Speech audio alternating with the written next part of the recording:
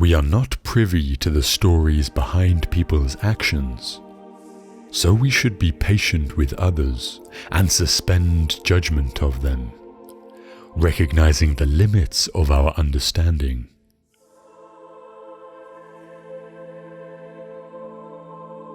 Live as if you were living a second time, and as though you had acted wrongly the first time.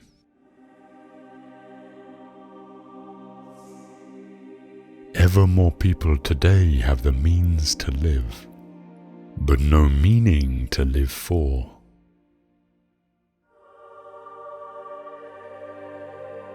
Ultimately, man should not ask what the meaning of his life is, but rather must recognize that it is he who is asked. In a word, each man is questioned by life, and he can only answer to life by answering for his own life. To life he can only respond by being responsible. I grasped at the meaning of the greatest secret that human poetry and human thought and belief have to impart. The salvation of man is through love and in love.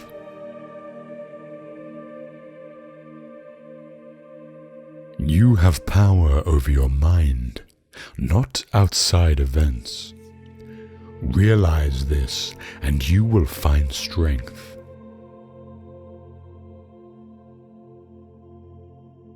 Very little is needed to make a happy life. It is all within yourself, in your way of thinking.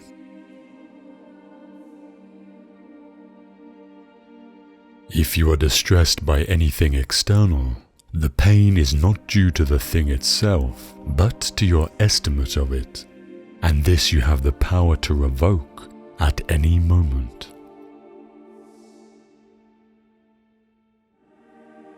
How much time he gains who does not look to see what his neighbor says or does or thinks, but only at what he does himself to make it just and holy.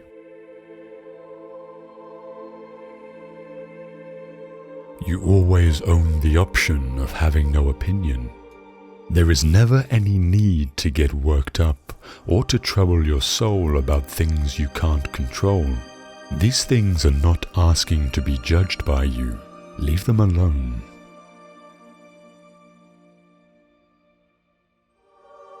No great thing is created suddenly, any more than a bunch of grapes or a fig. If you tell me that you desire a fig, I answer you that there must be time. Let it first blossom, then bear fruit, then ripen.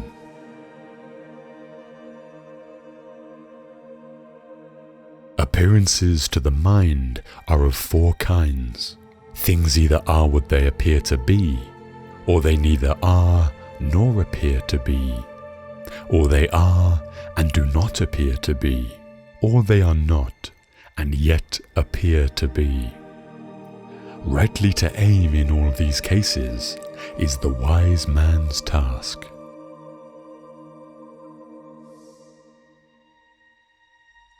Some things are in our control, and others not. Things in our control are opinion, pursuit, desire, aversion, and, in a word, whatever are our own actions. Things not in our control are body, property, reputation, command, and, in a word, whatever are not our own actions.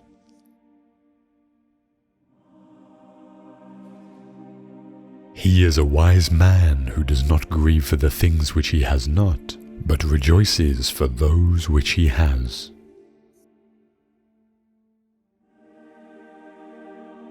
Between stimulus and response there is a space. In that space is our power to choose our response. In our response lies our growth and our freedom.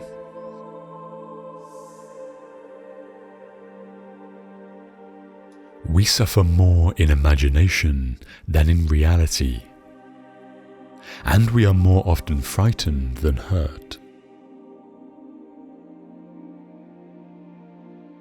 Wherever there is a human being, there is an opportunity for kindness. It does not matter what you bear, but how you bear it.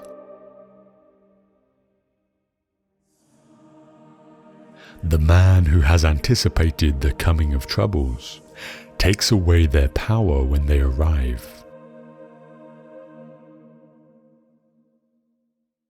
We should not, like sheep, follow the herd of creatures in front of us, making our way where others go, not where we ought to go. We should always allow some time to elapse, for time discloses truth. How does it help to make troubles heavier by bemoaning them?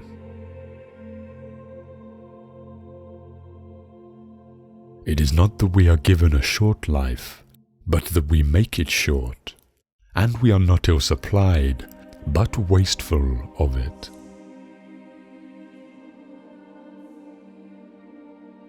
Never let the future disturb you.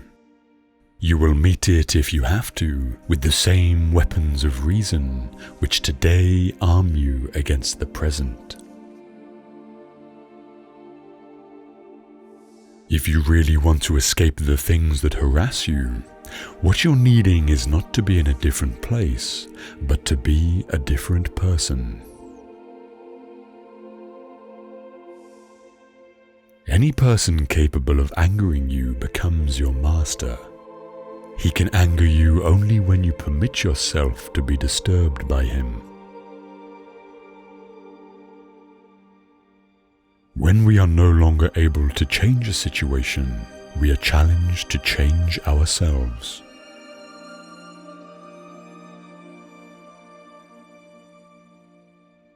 Begin each day by telling yourself, "Today I shall be meeting with interference, ingratitude, insolence, disloyalty, ill will and selfishness, all of them due to the offender's ignorance of what is good or evil. But for my part, I have long perceived the nature of good and its nobility, the nature of evil and its meanness, and also the nature of the culprit himself, who is my brother, not in the physical sense, but as a fellow creature similarly endowed with reason and a share of the divine. Therefore, none of those things can injure me, for nobody can implicate me in what is degrading. Neither can I be angry with my brother or fall foul of him, for he and I were born to work together, like a man's 2 hands, feet, or eyelids, or the upper and lower rows of teeth. To obstruct each other is against nature's law, and what is irritation or aversion but a form of obstruction? There is only one way to happiness, and that is to cease worrying about the things which are beyond the power of our will. Everything can be taken from a man but one thing, the last of human freedoms, to choose one's attitude in any given set of circumstances, to choose one's own way. Don't seek to have events happen as you wish, but wish them to happen as they do happen, and all will be well with you.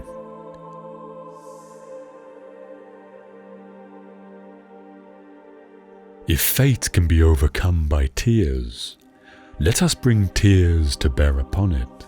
Let every day be passed in mourning, every night be spent in sorrow instead of sleep. Let your breast be torn by your own hands, your very face attacked by them, and every kind of cruelty be practiced by your grief, if it will profit you. But if the dead cannot be brought back to life, however much we may beat our breasts, if destiny remains fixed and immovable forever, not to be changed by any sorrow, however great, and death does not loose his hold of anything that he has once taken away, then let our futile grief be brought to an end. Let us then steer our own course, and no longer allow ourselves to be driven leeward by the force of our misfortune. He is a sorry pilot who lets the waves wring his rudder from his grasp, who leaves the sails to fly loose and abandons the ship to the storm. But he who boldly grasps the helm and clings to it until the sea closes over him deserves praise, even though he be shipwrecked.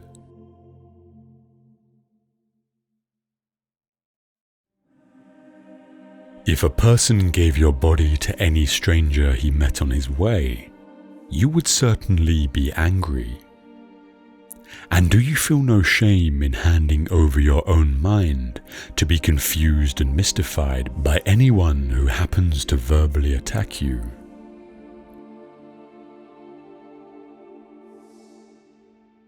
Some things are within our power, while others are not. Within our power are opinion, motivation, desire, aversion, and, in a word, whatever is of our own doing. Not within our power are our body, our property, reputation, office, and, in a word, whatever is not of our own doing.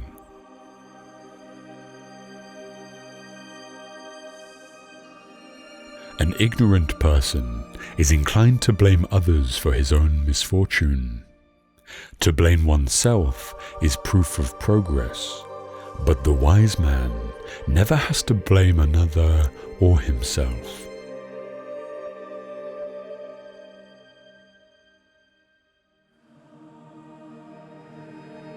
Diseases of the mind are more common and more pernicious than diseases of the body.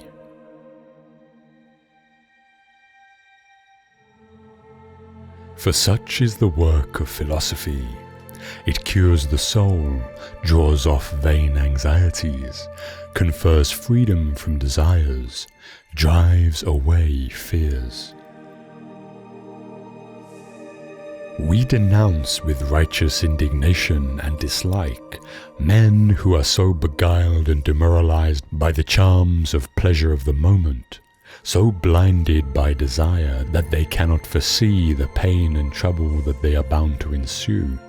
And equal blame belongs to those who fail in their duty through weakness of will, which is the same as saying through shrinking from toil and pain. Philosophy is certainly the medicine of the soul.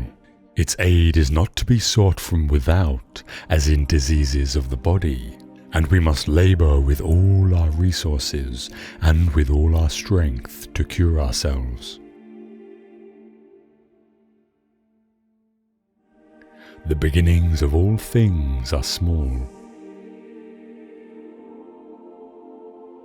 I have always been of the opinion that infamy earned by doing what is right is not infamy at all, but glory.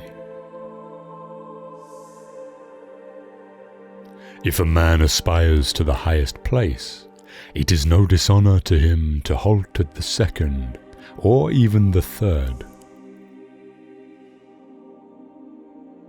We must not say that every mistake is a foolish one. For those who have not the means within themselves of a virtuous and happy life, every age is burdensome. And on the other hand, to those who seek all good from themselves, nothing can seem evil that the laws of nature inevitably impose.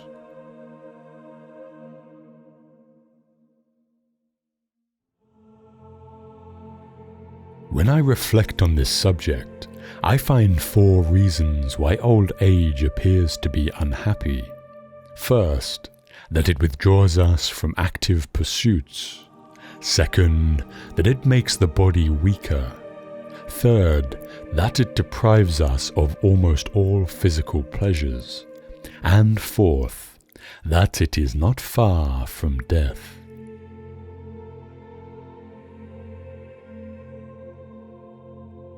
We are not born for ourselves alone. A part of us is claimed by our nation, another part by our friends.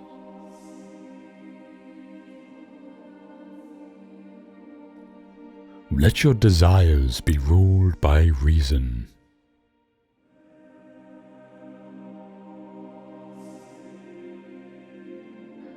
Of all motives, none is better adapted to secure influence and hold it fast than love.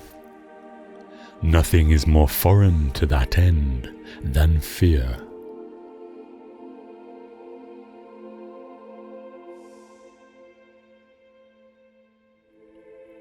True glory strikes root and even extends itself. All false pretensions fall as do flowers, nor can anything feigned be lasting.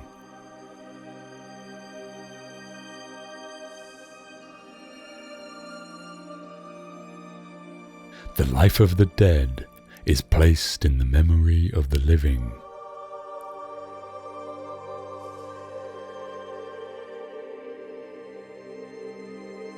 While there are two ways of contending, one by discussion, the other by force, the former belonging properly to man, the latter to beasts, recourse must be had to the latter if there be no opportunity for employing the former.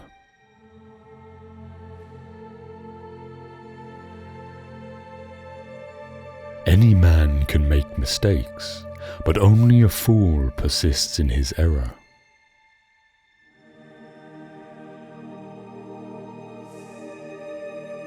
Few are those who wish to be endowed with virtue rather than to seem so.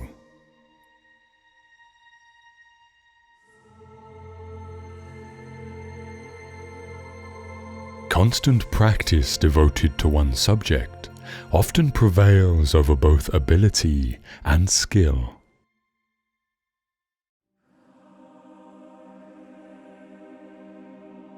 Time destroys figments of the imagination, while confirming the judgments of nature.